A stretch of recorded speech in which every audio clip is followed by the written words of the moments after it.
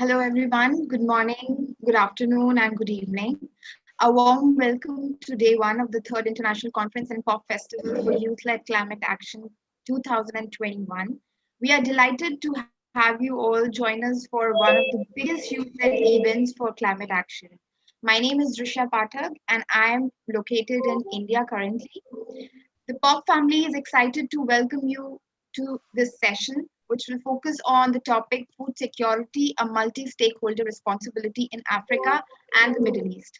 The session will witness experts exploring the current state of Africa's food system and how the gaps with respect to food security can be effectively addressed while also promoting livelihood, social economic growth, tackling malnutrition and restoring ecosystem within the region. The panelists will explore areas such as policy, innovation, economic strategies, grassroots action, youth leadership as effective tools to address the inefficiencies and to create the pathway for successful achieving food security in the region. We are very happy to have all of you join us for this very meaningful conversation. And before we start, we would like to mention a series of indications. Kindly keep the microphone switched off to avoid background noise. Please feel free to use the Zoom chat to send in your questions. Our facilitators will help us coordinate to respond to your queries. We would also like to share our social media handles, which will be shared in the chat, so you can join, follow us on social media, and also follow the YouTube live link, which will be also shared in the chat directly. We also invite you all to use our hashtags when sharing the festival content on networks. And if you are posting anything from your account, please use the hashtag mentioned in the chat, which is hashtag Pop Festival 2021 in all caps, or the Pop Movement. You can sign up to be part of the Pop using the link that we will share in the chat itself. Also, you can sign up for the special workshops organized by the POP partners that will take place during the POP festival. We have one such workshop today, later in the day, on plastic oceans and circular economy. We have two such workshops tomorrow. One is artificial intelligence, and the other one is on impact investment. We look forward to seeing you all and engaging with each one of you through the next 6 days of the festival. With that, I would like to once again welcome everyone to the meeting, and with this session we would like to do circular economy. We have two such workshops tomorrow. One is so with that, I would like to introduce our guest speakers. We have Dr. Richard with us, and so we would like to start with him. He is the Africa Regional Climate Change Coordinator, UNEP.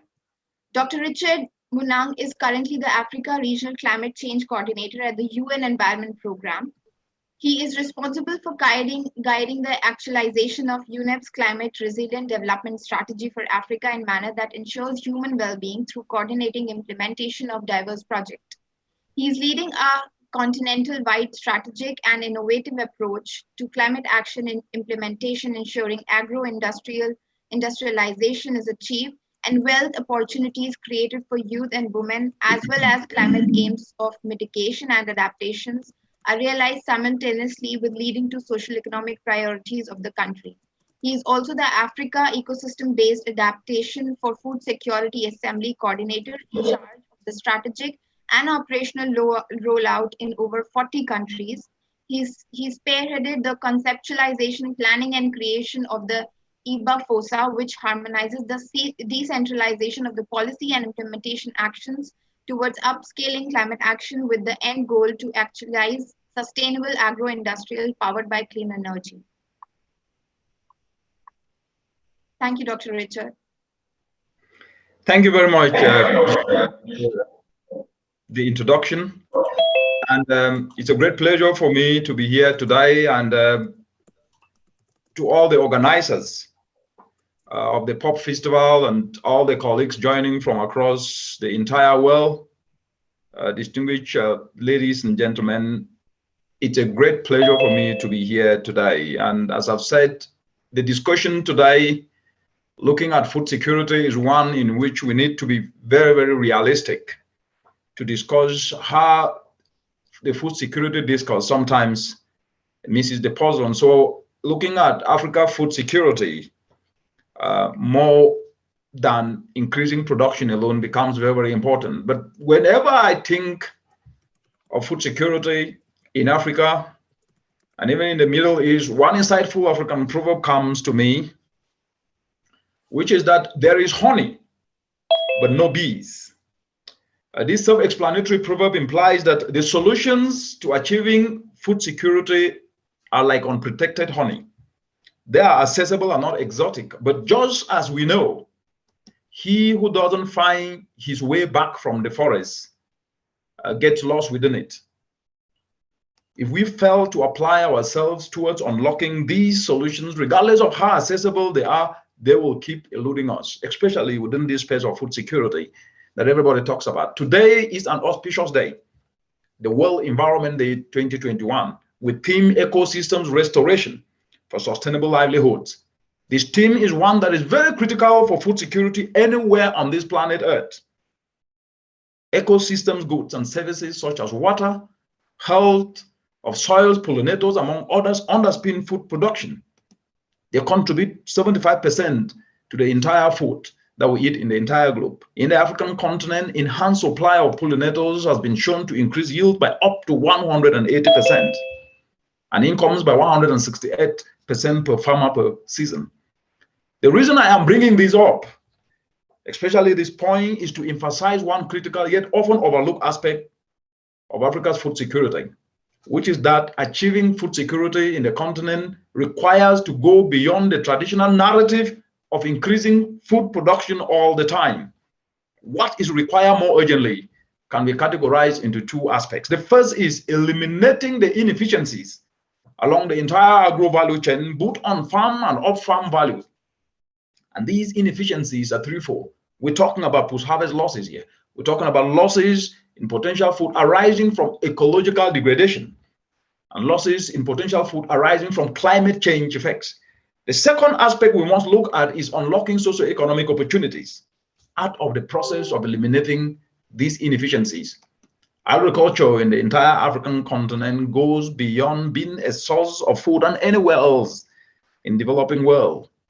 It is important.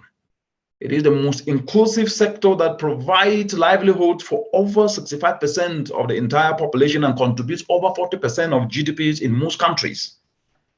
And this is looking at the farm level production alone. The discussion is always about production, production, production. But we have been missing the point all the time. If we neglect these two words, value addition, Africa will always remain at the bottom of the pyramid as well as other regions of the world. If we inject value addition, the forward and backward linkages between agriculture and other sectors, coupled with a continental market currently valued as we speak today at $150 billion per year, and which will continue to grow as the Africa Continental Free Trade enhances regional integration, this can unlock additional jobs and income opportunities in several sectors. As we're speaking today, the continent is losing $48 billion each and every year as a result of post-harvest losses. These are lost income opportunities. As we're speaking today, the continent is importing food worth $35 billion, capping this unnecessary food import, which causes the continent and depreciate foreign reserves, will result in opportunities because this food can be produced and processed and turned into finished goods right here in the African continent. If we combat climate change, which is already redefining the contours of the entire African continent, with statistics and scientific statistics showing that the region will lose up to 40% of agricultural crop production. If we are to recoup this, they will not only result in yields of staples that are currently being lost today, but will result also in safeguarding the nutritional quality of food threatened by higher carbon dioxide concentration. Ecological degradation, as we speak today, is costing the continent $65 billion. Application of nature-based solutions can recoup this. A region that needs not less than 12 million jobs to be created each and every year, we are seeing youth getting to the labor market and competing with fewer jobs. 257 million citizens going to bed hungry each and every day. And the list goes on and on. And then these have only been compounded by the COVID-19 emergency, adding salt to injury. And as a result of all these things, we cannot discuss food security, as I said earlier, from the production level alone. We must then be able to prioritize 4 enablers. And the first enabler is to prioritize climate action solutions of nature-based solutions, what we call ecosystem-based adaptation, and clean energy as complementary to implement policies. Because the continent of Africa do not lack policy, regulatory frameworks, legal frameworks, they are all there. But the challenge of policy has always been on implementation. Nature-based solutions and clean energy invested in complementarity offers a practical way out. For example, EBA techniques of minimum tillage, mulching has enabled farmers to maximize yields on a 1.5 acre farm, increasing yield by over 300%, and with additional benefits of reduced labor and improved soil fertility. In the Sahel, use of Zai, a native, cheap, and accessible nature-based technology, widely used to enhance soil structure, water retention capacity, and organic content, has increased yields by up to 500% with minimal fertilizer use, hence reducing fertilizer-related emissions and costs. Scientifically, studies indicate that using nature-based approaches enhance not only yields with up to 128% increases under the changing climate, but also results in more nutritious food with more immune-boosting compounds than conventionally produced food. Combining this with clean energy enhances productivity by converting post-harvest losses into incomes.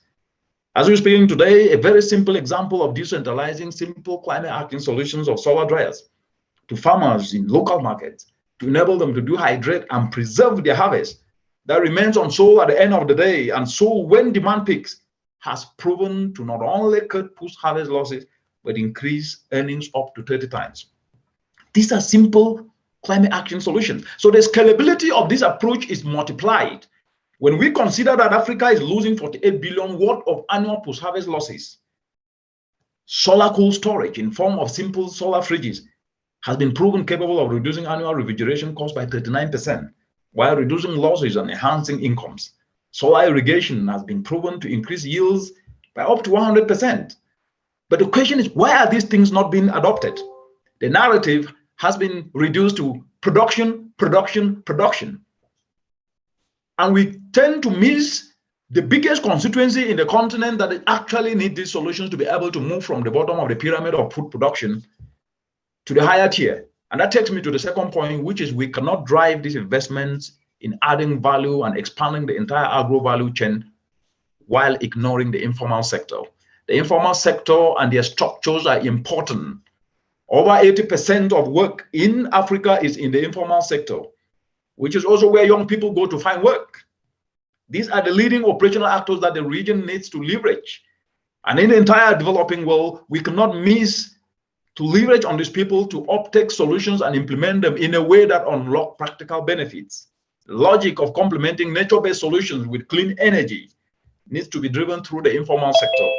And to ensure uptake in a low-risk yet enterprising way, the structure of communal cooperatives needs to be leveraged as the entry point, as these are what up to 90% of Africa's informal sector use for saving and investing.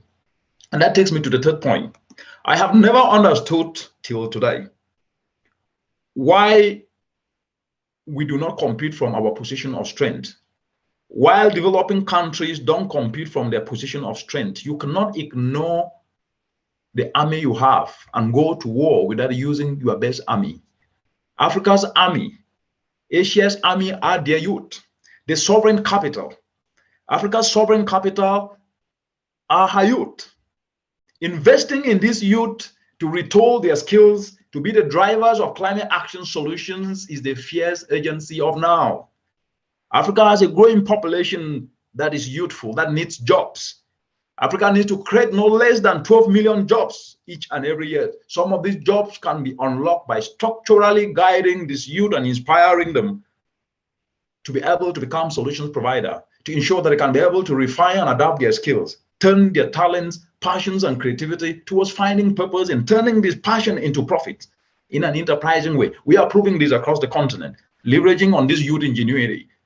and guiding them in a very structured way, leveraging on a tool we call innovative volunteerism, whereby willing youth volunteer themselves to be able to turn their passion to profit, to retool their skill, and leveraging on science and knowledge. The application of climate action solutions is used not only to engage the youth to devise these solutions, but to leverage those solutions to solve communal problems. That's how you drive transformational development. Simple solar dryers, decentralizing to farmers, leading to 100% increase in incomes. And the popularity of these solutions now reaching thousands of farmers across the entire continent is projected to grow in coverage up to 30 times in the next 1 year. We are seeing young people turning waste to biofertilizers, agricultural waste, and making biofertilizer that nourishes the soil, resulting in bumper harvest. And that takes me to the last point. Policy is the biggest driver of change. But policy alone, done as it is currently being delivered, is not right. Policy silos duplicate efforts. The duplicate efforts waste time and resources. So we need policy coherence and harmonization so that the data from the grant actions that are generated by the grant actors, those who are implementing nature-based solutions, leveraging clean energy to enhance agro productivity, need to be what? Needs to be used to inform enabling policy incentives across different ministries, whether it is tax incentives for youth enterprises, so that at least there is zero tax rating on the instruments that are used to put these solar dryers together, or tax incentives so that at least they can assess loans without interest. These realities must be informed by data. And that's how we can be able to move forward, and integrating these in the educational curriculum of each and every country to develop appropriate manpower for this area is how we can drive transformational development for people and planet.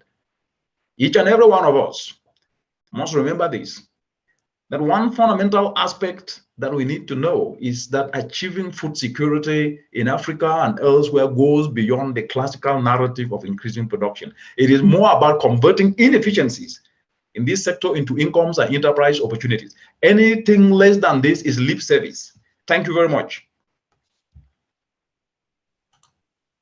Thank you so much, Dr. Richard. I think you giving us 3 direct steps as to how the problem of food security can be addressed is very useful, and the participation and the role of youth, I'm sure there are so many young people out there, they must be having a lot of questions, which will definitely take towards the end of the session. But thank you so much for showing us through the 3 important points and what can be done and how it can be done. So thank you so much. With that, I would like to invite our next guest speaker, Dr. Dina Mandour from Cairo University, Egypt. Dina Mandour is an assistant professor at the economics department at the Faculty of Economics and Political Sciences, Cairo University. She obtained her PhD from Germany University of Bonn in 2006. Mandour's main fields of interest include computable general equilibrium, CGEs, model, food security, gender, political economy, and health policies.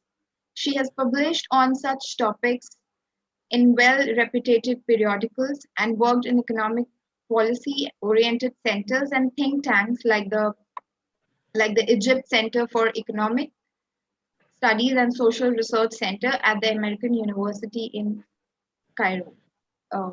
Hello, Dr. Dina. Hello. Hello. Can you hear me? Yes. Yes. Hello, everyone.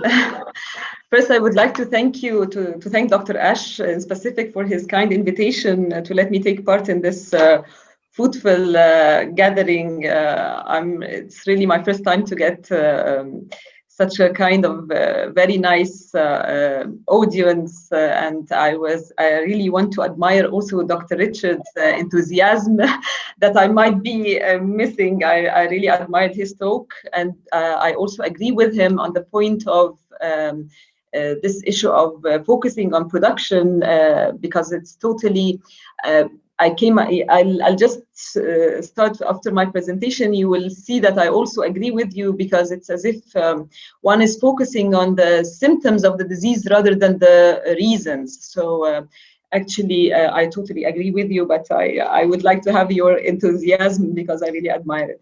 So would you allow me to start my presentation? I have slides. Is it okay? Okay. And the thing is, just tell me the time limit because I usually tend to exceed it. So just stop me whenever you need to stop me, okay? Sure, thank you. So you can see my presentation or? No. No? Not yet. Okay. Yeah, it's Yes, yes. we can. Yes, we can. And now? Yes, Yeah. yes. Thank you. Okay, let me just give you a background of what I'm going to present. Actually, it's based on a paper that I recently did regarding food security and the impact of the pandemic. So I thought of, I won't bring the whole paper here because it's more, it has many technical issues within, but let me talk within the scope of the festival. Okay, I will be talking on, as you see, food security in the MENA region and its relation or link to the pandemic. My talk will be starting with a very quick overview regarding food security worldwide and the special extraordinary nature of the pandemic, and then shift to the main core of my presentation, focusing on the MENA region and the potential impact of the COVID, and hopefully coming up with conclusions and policy implications. Actually, in order to understand the impact of the pandemic per se, we need to understand the initial situation of food security before the onset of the pandemic. Worldwide, food security was going on a positive trend. The number of undernourished was going on the downward, getting less and less during the decade from 2005 till 2015, and then everything, the whole picture reversed to an escalating trend, increasing the number of undernourished, where, for example, in 2019, before the pandemic, it reached almost 9% of the whole population was undernourished globally, adding up 60 million compared to 2014. Most of the studies that I came across, being an economist, I had to do this literature review stuff, and I went across many studies using various methodologies, quantitative, descriptive, and so forth, and most of them indicated the very negative, significant impact of the pandemic on food security, regardless what country they were focusing on and what level of disaggregation they were handling. For example, just taking an example, the FAO forecasted adding up 132 million people to the ranks of undernourished due to the pandemic itself. However, the picture is not very gloomy as it sounds because of the one side, I'm still talking on the global level.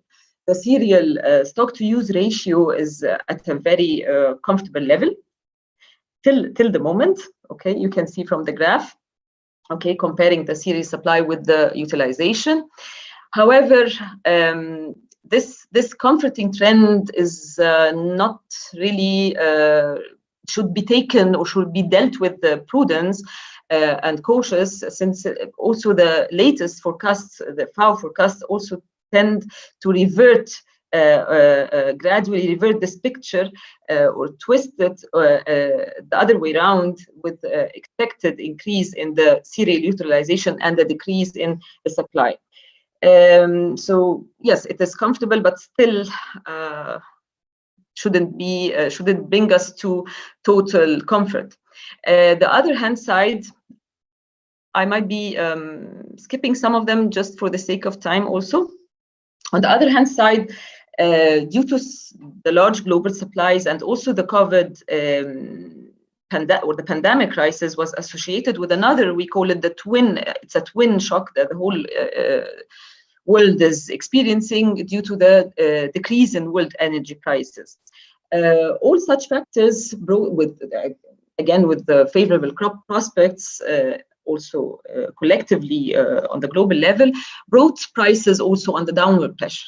So we can see that, okay, everything, so from accessibility dimension and the availability dimension worldwide, everything is going fine till now, okay? However, let me shift to the curve. You can see also from the downward curve, from the bottom curve, you can see that starting from April 2020, the picture is again changing, gradual increase in price level in the FAO food price index, okay, reaching its peak in December 2020. So again, we shouldn't take the downward trend as given and deal with it in this manner. And shifting to the main core, this just to show you the picture on the global level, how things are going. And then shifting to the MENA, again, I would start from the same point to understand the impact of the pandemic, or not really the impact, because we cannot really assess the impact with a picture that is really haunted with many degrees of uncertainties, but to understand maybe the link between COVID and food security in MENA region, again, we should start with to understand by understanding or revealing the situation initially existing before the pandemic. So let's see very simple indicators like the prevalence of moderate or severe food insecurity. You can see, by the way, the MENA is the black and the light gray curves, okay? You can see the MENA is far below the world level and many low and middle income groups. However, prevalence of undernourishment, it comes at the second rank, highest rank after the sub-Saharan Africa region. So is it doing bad? Is it doing fine? We cannot really tell, focusing on, we say, one-dimensional food security measures. Actually, looking at the details, and this is the main issue, the food security status is at an alarming status actually in the region before the pandemic. So we cannot really blame the pandemic in this regard. So that's why we need to start at a stage before the onset of the pandemic. Actually, the MENA region is among the largest world food importers, where each country imports on average 50% of the calories it consumes, or half of the calories it consumes. The region also includes 2 of the 10 top countries enduring highest severity of food crisis, namely Syria and Yemen. Also, Iraq, Libya, Palestine, they experience a very extreme, worrisome humanitarian emergencies. Lebanon, on the other hand, is also facing political and macroeconomic severe crisis, putting high stress on the affordability dimension within the country. To the affordability, meaning the ability to buy the essential food, essential products in general, among which is food, of course. Another angle also is some countries like, again, Lebanon and Turkey include refugees, and they also face acute food insecure, a significant percentage of acutely food insecure people, in addition to other countries, as you see from the figures too. The GCC, the Gulf Cooperation Council, also has this distinctive characteristic that it is the host for a huge number of migrant workers. Like, they form actually a substantial percentage of population. Like, for example, in the UAE, about 80% of the population are migrant workers, and in countries like Qatar reach 70%. In bottom line, the migrant workers form the majority of the population in such countries. Bearing in mind that this category of population, they suffer from a high degree of discrimination regarding being not, for example, covered by the same social security scheme as the normal citizens, and of course, unfavorable labor conditions, which brings them to, again, facing food security discrimination with an alarming trend. To the extent that one of the scholars, Zoraik, named both categories, both strata or segments of the population, the migrants and the refugees, as the invisible martyrs of the food system. So, and where the attention should be devoted to. Okay. This brings us to, or lead us to understand what are the main triggers, what are the main reasons behind food security in the region. Of course, as we saw, Syria, Palestine, and other countries that we mentioned, it brings to our minds instantly that conflict is one of the triggers for food insecurity in the region, along with political instability. For example, I would like to give just an example for political instability and the effect on, or its link to food security. For example, in Egypt, being an Egyptian, in the aftermath of the uprising in 2011, as you all know, we suffered from the urban encroachment, a huge urban encroachment on agricultural land due to this political instability and due to the weak rule of law at that time. That this encroachment actually reached unprecedented levels, and this was directly translated in weaker food security indices or indicators. Then comes the macroeconomic imbalances, like the status or the case of Lebanon and other examples, of course. And then comes the limited arable land. Only 30% is suitable for agriculture within the whole region, and the water stress or the water poverty, having or suffering from this very high ratio of usage compared to supply, ranging the whole region is between the high stress, which is 40 to 80%. This ratio reaches 40 to 80%, or even higher than 80%. Okay, which puts this as, I would put those two as in before the macro imbalances, actually, if we are ranking them in according to importance. And the last factor is the food security policies per se. We say that the endogenous or the inside variables, the food security policies in themselves per se, they didn't solve the issues. They didn't address the main cavities causing the food insecurity in the region. For example, food market is suffering from anti-competitive behavior, from fragmented supply chains. The subsidy system itself, it encourages more of consuming more of non-healthy dietary products, for example. And the reform was extremely reluctant in addressing such issues. Of course, I'm talking in general, collectively. Okay. And I don't know if I should skip this or not, but I looked also at another indicator for the food security in the region, which is the Global Food Security Index, which is a composite index published by the European Intelligence Unit.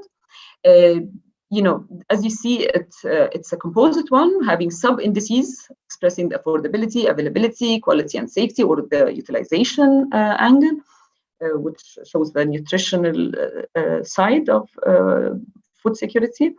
You can see the GCC countries, or the rich countries in the region, having the highest ranks in affordability and accessibility. And here I want just to make a side note that quality and safety in this composite measure, which gives scores for each variable, it includes a huge number of variables, by the way, and they are collected within the three angles, within the three pillars.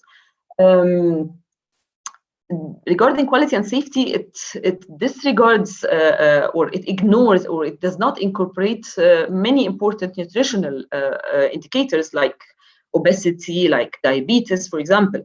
Why I'm saying that? Because it brings the Gulf countries as best performers. However, Gulf countries are among they suffer from highest obesity and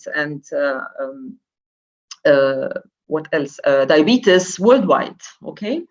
Regarding availability, which is supply, regarding, this is, by the way, in 2019, this is the latest. Israel, Egypt, and Turkey came on top of the list. And as you can see, you always, Yemen and Syria, the conflict-related countries or conflict-cursed countries, to say, always come or always came at the end or at the tail of the 3 pillars. Okay. Bringing COVID into the picture, I was really confronted by many challenges regarding the data, but one of my data sources was the World Hunger Map, for example, where it publishes monthly the number of people with insufficient food consumption and also the COVID confirmed cases. So you can see from October 2020, I compared from October 2020 with January 2021, you can see the people with insufficient food consumption, which is also those countries has experienced an increase in the COVID confirmed cases and even the fatality rates. Those many countries, as you can see, the ones with an upward arrow, like Algeria, Egypt, Libya, Morocco, Tunisia, Turkey, they all experience an increase in the number of people with insufficient food consumption as a measure for food insecurity. And actually, many scholars have indicated that the MENA region is among the highly vulnerable regions that are highly susceptible to suffer from acute hunger due to this pandemic. Again, in another trial, I tried to relate food security, as I mentioned, the Global Food Security Index, with the another measure for the COVID.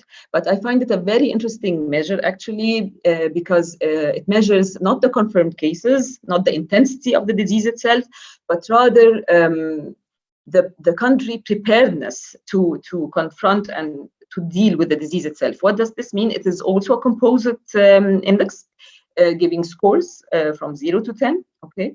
And it is it includes an array, a taxonomy of variables depicting or showing the various institutional weakness, like governance, weak governance, like corruption, health infrastructure, demographic aspects.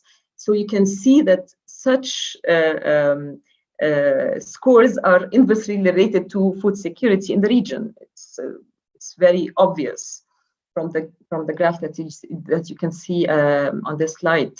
Okay, and actually, from my work, I compared the two indices, the COVID preparedness index, or the COVID, they call it the informed COVID risk index, on food, its relation or its the degree it explains the variability of food security in the region compared to the intensity of the disease, the number of confirmed cases. And actually, to my surprise, not really surprised, but I was happy to reach this conclusion that the informed COVID index, depicting, as I mentioned, the deficiencies, the institutional restrictions, the weakness in the corruption and governance and so forth, they explained the variability, the country variability in food security with a much higher degree than the confirmed cases. COVID cases, of course. Okay. Those I just wanted to illustrate also how would the COVID affect or the effect of COVID would be transmitted to the food security in the region. Actually, this is, I mean, like any other country, through the economic downturn, that's recessionary, extremely recessionary impact created by the COVID or the pandemic, along with the poverty, the increase in unemployment, and so forth, in addition to the international trade, which is a major, vital channel of transmission. For example, you can see how the picture is gloomy and dim. For example, the World Bank expected that the GDP will shrink in the region by 7.6% in 2021. And by the way, this is a revised one. It was originally 5%, and the highest contraction would be in Lebanon, and the lowest in Egypt, for example. I just gave you some examples in this slide. And also the projections for poverty. Actually, MENA is suffering from poverty before the COVID, like 23% or almost 24% of the population in the region is suffering from poverty. However, also the projections are also very, very gloomy, where the increase would range from 16% to even 100% in the case of Lebanon, for example. Okay, this, we call it this twin shock. The twin shock, remember I told you in the beginning, the decrease in energy prices along with the pandemic, they resulted in very negative impact on many countries. The severe impact would be on the countries who are, or the countries who are net oil exporters and at the same time are first with conflict, like Yemen, Iraq, Libya, and Syria. However, oil importers, who are the countries that are suffering from large fiscal deficits and high cereal import dependency, and I'll show you in a couple of minutes, they will also suffer due to this twin shock. The GCC countries are expected to suffer. However, they are cushioned with a better fiscal position, as you probably know, and their edge lies in that they have resorted to, even before the pandemic, it's not after the pandemic, they resorted to modern capital technology intensive value chains that acted like a buffer and made the impact much more less, made them more resilient to the shock or the dual shock that they are currently facing. But again and again, we said that utilization dimension, the nutritional aspect in such countries need to be focused on, as well as the issue of the martyrs, the food security martyrs, or the migrants, the issue of the migrants that I raised in the beginning. Okay, and of course, this recessionary impact, the contraction that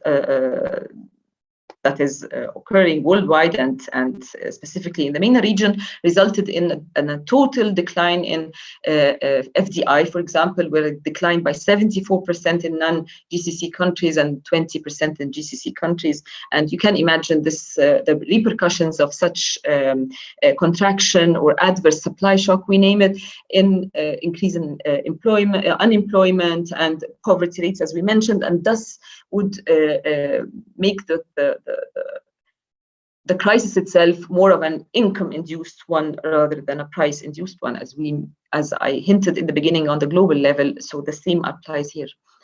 Okay, just for your info, the basic outcome of such a crisis, the pandemic, many anecdotal evidence proved that, as I mentioned, the significant negative impact, whether in by contracting or reducing the level of food consumption in general, or by reverting or shifting away from high value nutritional products to low value. So the utilization again angle, or the utilization pillar, would be harshly affected. Regarding the sectorial impact, actually COVID had uneven impacts on all levels, country level, household level, even the sectorial level. Not all sectors were affected in the same manner. The hardest ones, or the hardly hit ones, were the services sectors, like hotels and restaurants, for example, and which we name it the food services sector, and this and also tourism, which is a host. It has a very high share in GDP and very high share in employment. So you can imagine the decline and even the complete stop in such sectors. You can imagine the deep repercussions on food supply chains, and thus negatively affecting, at the end of the day, food security. This channel of international trade shows you how vulnerable are the countries in the MENA region, being the highest or having the highest import dependency ratio, food import dependency ratio, basically cereals or staples, reaching high 100% in GCC countries and within the range of 90s in other countries. So you can see how vulnerable they are to external shocks, worldwide shocks, and what are we talking about? The pandemic.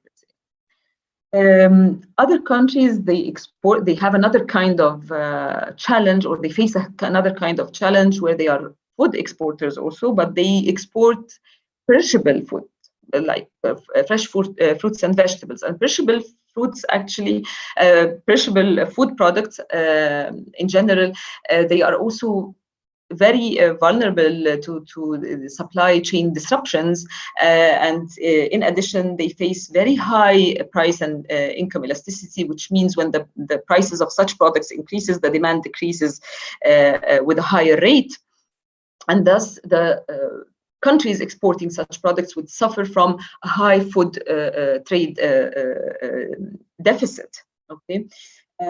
In addition, we mentioned before the exporters of hydrocarbons, among which is the oil.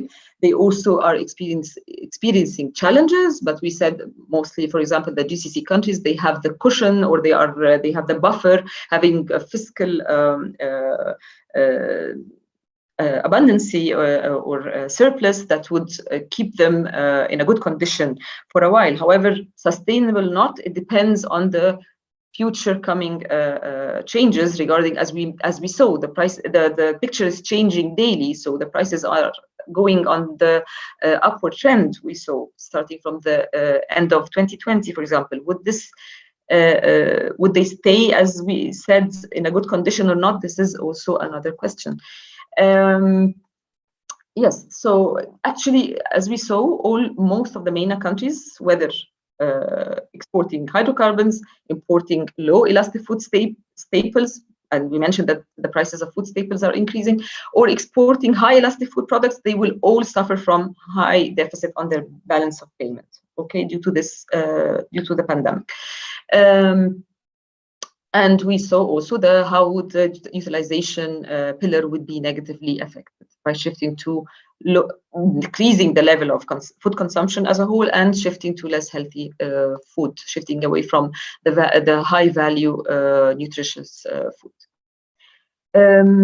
I'll make this my last point because I know I most probably exceeded my time.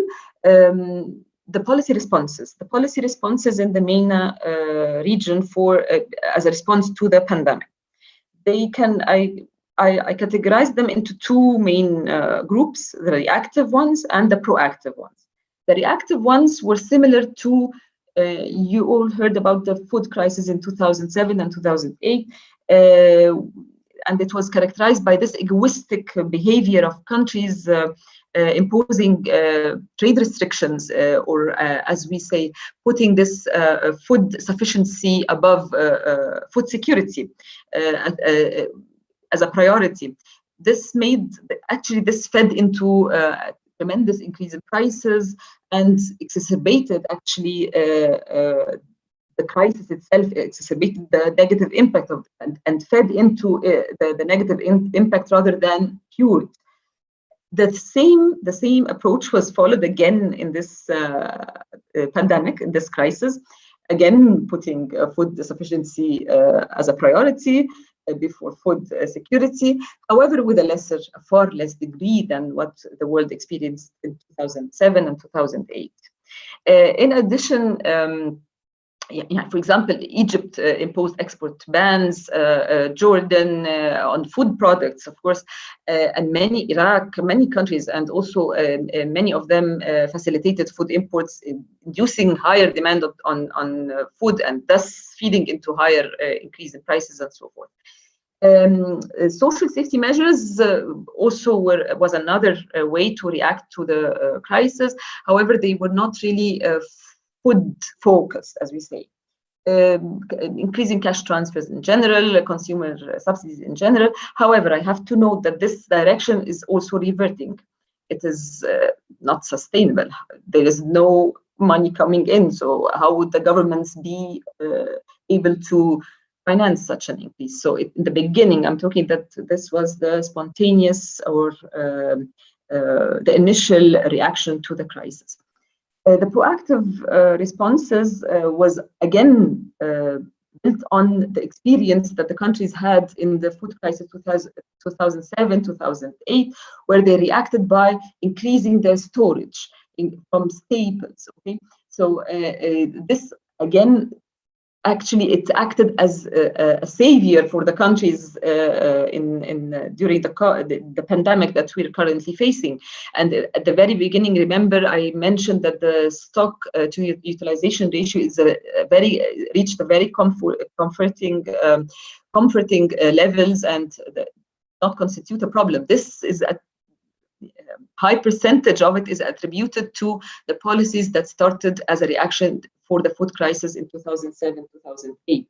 And specifically, the MENA region increased its share in the global stock of the main food staples, reaching 17%, I remember, compared to negligible ratios in the 70s, for example.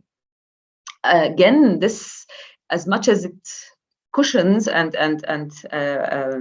provides an ample or flexibility in facing the challenges brought by the COVID. However, it puts pressure on the limited supply and put pressure on prices. So we can imagine that sooner or later the prices would continue on rising if such policies continue to prevail. Other responses, as you mentioned, the GCC, for example, reverted to this was proactive before the pandemic to modernize capital technology intensive value chains that made it more resilient in absorbing the shocks, more robust in absorbing the shocks, the vulnerability in the world food supply chains and so forth. Some of them also resorted to import pricing smoothing measures, and digitalization also is one way to improve productivity, and the COVID is the time to bring such a kind of response, bringing up new fields for jobs, bringing up a way to increase productivity of small farmers in remote areas, and even doing follow-up and disseminating information. However, this angle was almost negligible in the region, except for very, very early steps in Egypt, according to my readings up to the moment. I don't know if the picture changed or not. As you see, all the policies or the reactions to the pandemic was basically focusing on the least problematic pillar, which is the availability, all focusing on the availability, and none of them focusing on the utilization pillar, and with a lesser degree on accessibility or affordability. And most of them, they are still focusing on the least problematic one, as Dr. Richard mentioned, the availability, and none of them try to address the deeply rooted problems in the food sector. The rigidities, the anti-competitive behavior, the fragmented value chains, the issues that need real attention are still neglected. So it might be the virtue of the COVID. It might be that it could be the loop that magnifies or that brings the attention that it's now the time to focus on such radical problems, to address them rather than to just deal with the superficial problems. I would like just to finish. I don't know if I have still time or not. Maybe I can finish here or I can continue. Maybe if we can finish, we have a youth who wants to. Okay, then I'll finish here and leaving the platform for others. Thank you so much for your attention. Thank you so much for. I think your screen is still. Yes.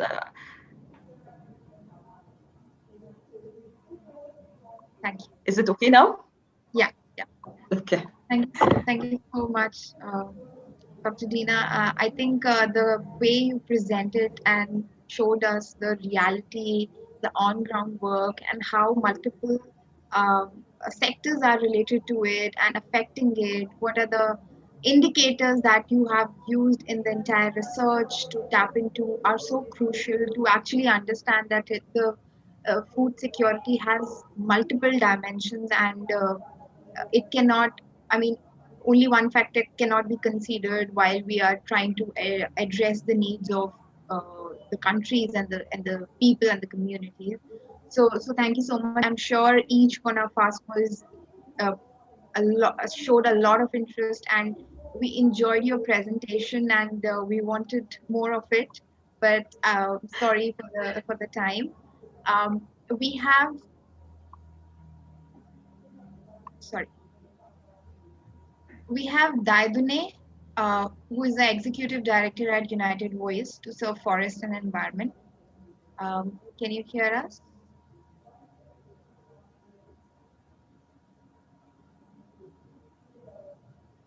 Good morning, good evening, and good afternoon, everyone. Thank you, Dr. Hash. Thank you, DRISHYA, for giving me the floor. I want to introduce myself, but to tell to everyone to know that forest, our intervention is focusing for forest and food security because our organization is focused on forest. You know, forest is our home. Forest is the source of food security. Forest is hospital and our medicinal home for those poor community at the world. At United Voice to Serve Forest Environment was created in 2014 as an association with the aim to mobilize the expertise of multidisciplinary youth in the governance of natural resource in order to put their knowledge for this cause. Our vision is that the ecosystem contributes to the mitigation of climate change and food security and poverty reduction. Our target group remain the decentralized local council, custodian of forest, whose role is fundamental in the current context where everything must be implemented to promote the initiative related to mitigation and adaptation to climate change. About food security, at this level, our concern is to organize the different domains of the non-timber forest products so that they contribute for poverty reduction for the youth. You know, our country is a member of Congo Basin. Congo Basin is second large forest massif after Amazonia. In many activities, the illegal logging, main responsible here is youth and local community. We think that some youth who have the opportunity to harvest, to work for the food security in the rural area. When we talk about food security in rural area, we are focusing is non-timber product. When we talk about non-timber product is a source, it's a high source of food security for poor community around the forest, poor or vulnerable community around the forest. We know that example, those one can ask you the question.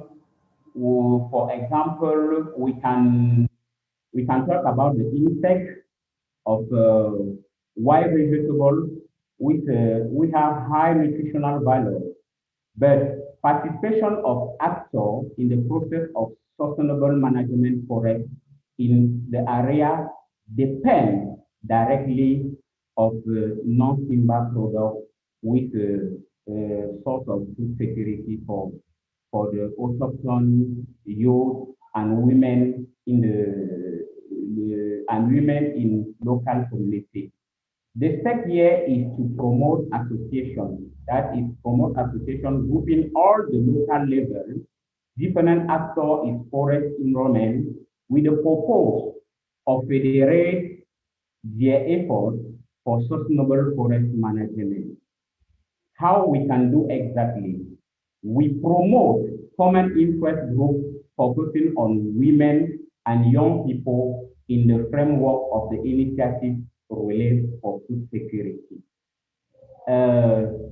About some difficulty and challenge in the rural area concern our work is that, and we have an inappropriate legal and regulatory framework that does not ensure equitable access to resources and poverty reduction. We have inefficiency processing and marketing capacity. What we talk about inefficiency processing and marketing capacity, because we want to talk about the economy importance. You know, we have direct relationship between food security and economic aspects. Poor communities can use non-timber products, commercialize non-timber products, firstly, for their food security, secondly, for economic value. It can provide more money. We have inside the forest, we have, without a timber, we have many sources of money. We have many millions of dollars inside a non-timber product. But we think that poor organization of and structuration of stakeholder that cannot enhance the economic potential and the industry. But for the solution in our organization at the field, how we can do exactly to have that local community. We think that it's important for capacity building, to give more opportunity for the youth. We want to tell you about a green job. Green job here is we can train from the youth to agroforestry techniques. You know, we have 3 dimensions. When you use agroforestry, agroforestry can intervene in agriculture sector because you can use, when you use a tree have many value. Someone use those tree like fertilizer for those culture who have a good importance. Those ones like you have high opportunity when we talk about agroforestry issue. We can produce many plants and commercialize them for the money. These those opportunities that rural youth can do to limit limit poverty. But in this today, our focus is food security. We want to continue, but to talk about the non-timber product in our country, Cameroon. Non-timber products are great significant for the country and the entire Central Africa sub-region economic, social, and cultural environmental terms. When we talk about a socio-cultural, about non-timber forest products, that provides food for the population and help both their food security, are used for medicinal purpose at the all level of the society, provide raw material for anti-craft and building material for houses, stand a major element of cultural animation and consolidation of title extent. In some forest area, people depend highly on non-timber forest product enhancement, from which they generate 45% of their income. Women are involved in harvesting, picking, processing, and marketing activity. They also control 95% of the retail market. In terms of the, hello? Can we do it quickly? We have to go through the next session, and before that we have to take questions. If that is okay. Thank you. Thank you.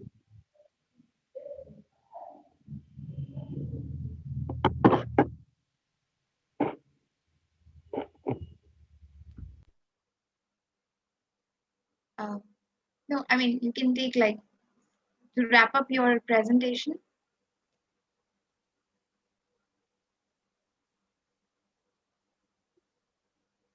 Can you hear us? Dieudonne? Would you like to wrap up your presentation in 30 seconds so that we can take questions? No problem. I'm available. Okay. Okay. Thank you. Thank you so much. So with that, I would like to call Dr. Ash to conclude the session, and also if anyone has any questions. I think Meda has a question. Sure. Absolutely.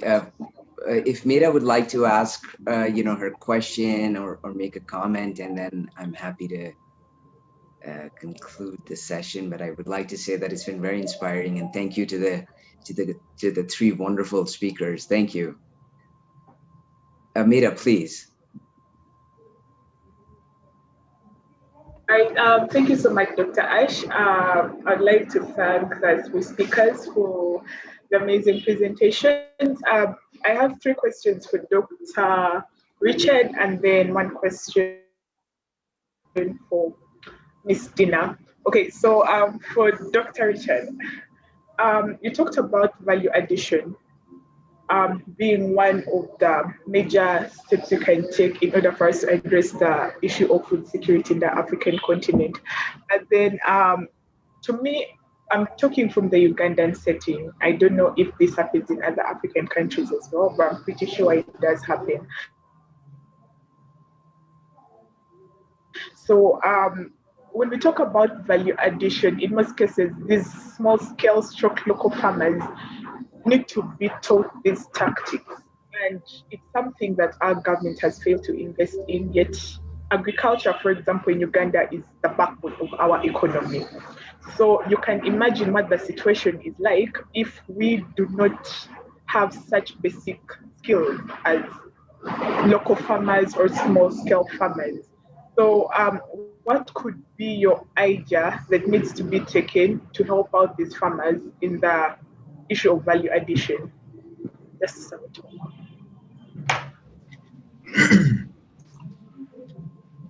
Yeah, thank you very much, Nina, for your question. We actually do more work in Uganda than many African countries. We work with the Buganda Kingdom, so I know the context of Uganda more broadly than even my own home country, Cameroon. So to answer your question very easily, the reality is that, and this is really something I want to debunk today, and I've been doing it. It's a very important question. The role of government is to create an enabling environment. I've been saying this. We've been taught from primary school as we're growing up that government is the air, government is the sun, government needs to do everything. No. The responsibility of some of these actions are on us ordinary citizens, and especially the young people. What I have learned in my career till that is that we leave everything in government hands. Government proliferate policy, and we want government to implement policy, monitor policy, and report back without necessarily showcasing what we are doing. I know you're doing excellent work, but I know where I'm coming from. I'm talking broadly within the continent. The reality is that Uganda have the smart agricultural policy like nearly every country in the African continent. We've got a national plan to is the agro-industrialization of the entire agro system. But what I have argued, and it is true, and it is what we are showcasing in the Buganda Kingdom, is that young people need to retool their skills. And this retooling of skills is not government. We are mobilizing them and they're leveraging on their skills and talent and guiding them to retool their skills to manufacture simple solar dryers. You do not need government for that. All you need is to avail yourself, because your biggest ability is your availability. We've put innovative volunteerism out there. How many you register? They said we need money first before we can do anything. How do you need money when you do not even have a skill? You don't have value. Value attracts resources. So the opportunities in expanding the agro value chain, we are working in Songo village in the Buganda Kingdom. We are working in Busoro County. We're working in more than 12 counties. And young people have availed themselves and they are being guided to develop simple solar dryers, and they're decentralizing and they're charging a little fee. So they're making money out of it as the farmers are also making money as they dry their stuff. That's creating income opportunities. So to answer your question fully, it is only through demonstration of an action by young people that government can buy into it. Let me tell you something that most young people don't understand. Government do not buy into ideas, especially in the African continent. They buy into a product that has already been shown to work. So if you sit full your arms and think government will just listen to your ideas and get to work, grass will grow on your feet. Thank you. Wonderful. Thank you. Thank you. Thank you. Thank you Please. so much, Dr. Richard. I really do agree with you with the issue of us putting the blame game on government always, yet we can actually, they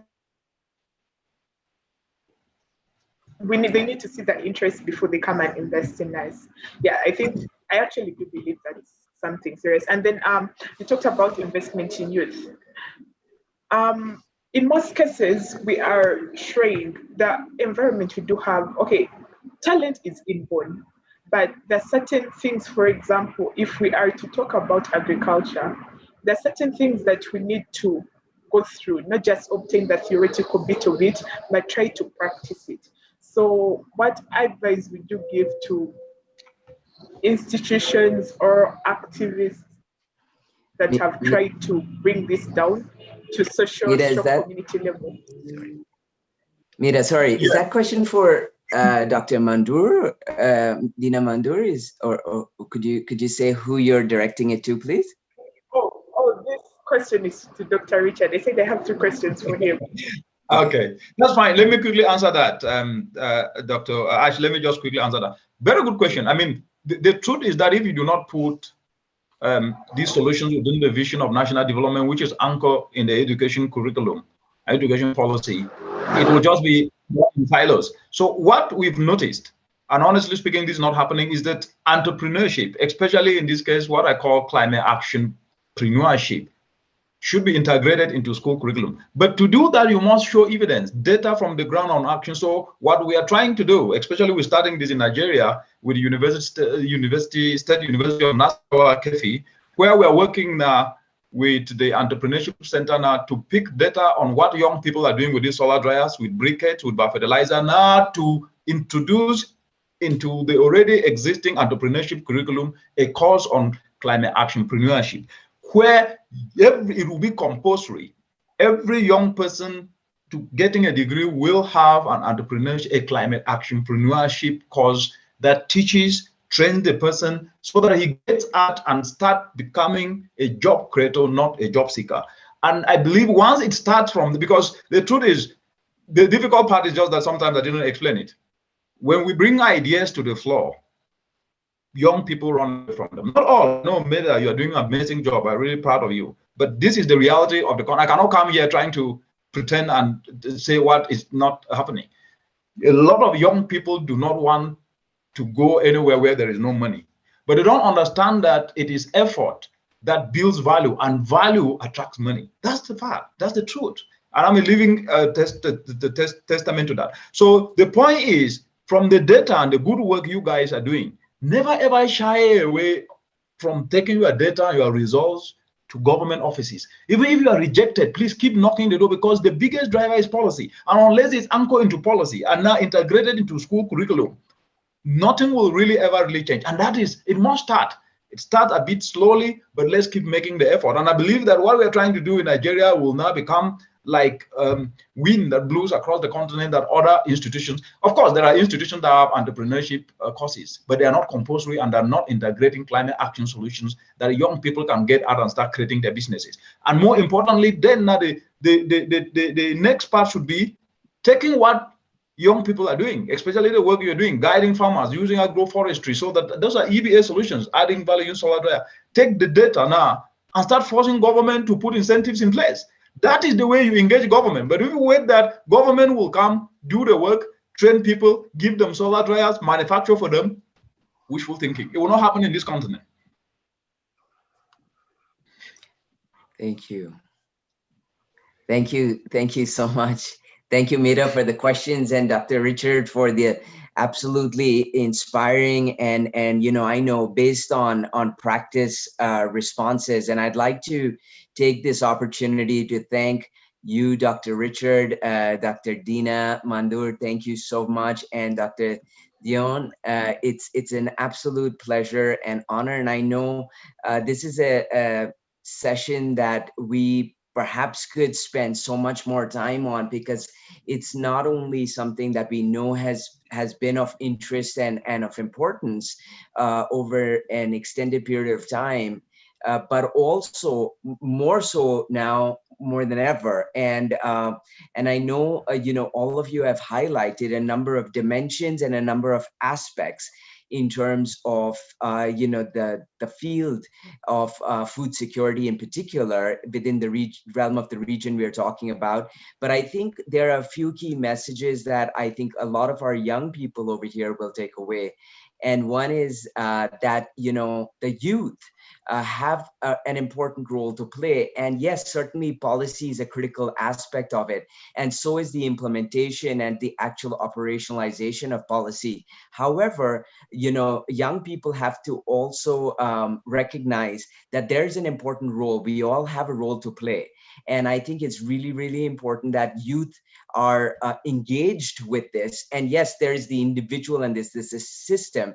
However, the two do interact. And I think that, the important thing is that with the advent of climate change, and as Dr. Mandour very rightly pointed out, and Dieudonne, you did too, there's the whole issue of COVID, the pandemic, forests, and these are realities we are facing, a number of challenges that are playing out at the same time. And frankly, I would even go as far as saying that, classifying them as multiple pandemics playing out, and so this is a reality, and we need to be able to come together and find creative solutions to it. And the role of young people, the 1.8 billion youth of the world, is critical in being able to address this, and particularly on within the realm of the region we are talking about, which is Africa, North Africa, the MENA region.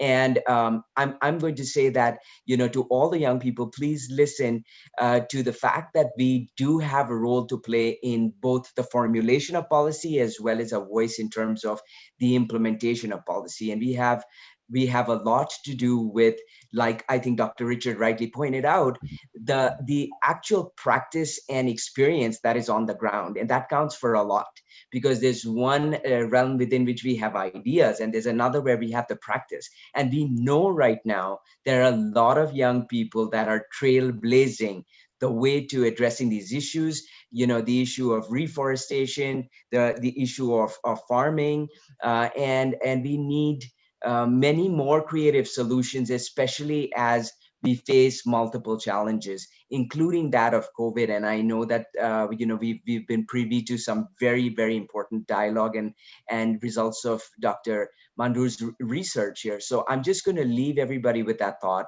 and say that yes, we can do it. And I think that, our three amazing speakers and the questions that Mira presented have stimulated a lot of dialogue. And I hope that this is the start of a much more important dialogue, sharing, exchange, coming together. And like the famous saying goes, together we will go far. And so the important thing is that we come together and that we collaborate and have this kind of intellectual as well as practical exchange. And so with that, I'd like to say a warm welcome to the POP family. We're so delighted to have the pleasure and the privilege of your time, your insights, and your engagement, but very importantly, your leadership in being the change that we want to see in this world. So thank you all very, very much. And we're very excited to take this forward. Dr. Dieudonne, thank you very much for your time. Dr. Richard, Dr. Dina, Mandour, thank you so much. And all the amazing young people we have the pleasure and the privilege of being together with here. Thank you. Thank you very much. It's a great pleasure. Yeah. Thank you. Thank you. Thank you very much. Thank you very much. Bye-bye. We look forward to continuing this, and definitely this is an area we're very invested in, and a region we're very invested in. So we'll seek your leadership, your guidance, and your absolutely unparalleled action to protect our planet and address this issue. So thank you once again, and we look forward to the follow-up. Perfect. Thank you. Thank you for Okay, your bye-bye. leadership and inspiration to us. Thank you. Bye. Thank you, Dr. Ash. Thank you everyone for joining us. We have our next session on the same link, so you can stay. And the next session is about project presentation by the youth from Africa region. So Komal will tell us more about it as she's the moderator. Until then, it's break for some time. Till then, you can have your lunch or whatever and be back for the project presentation.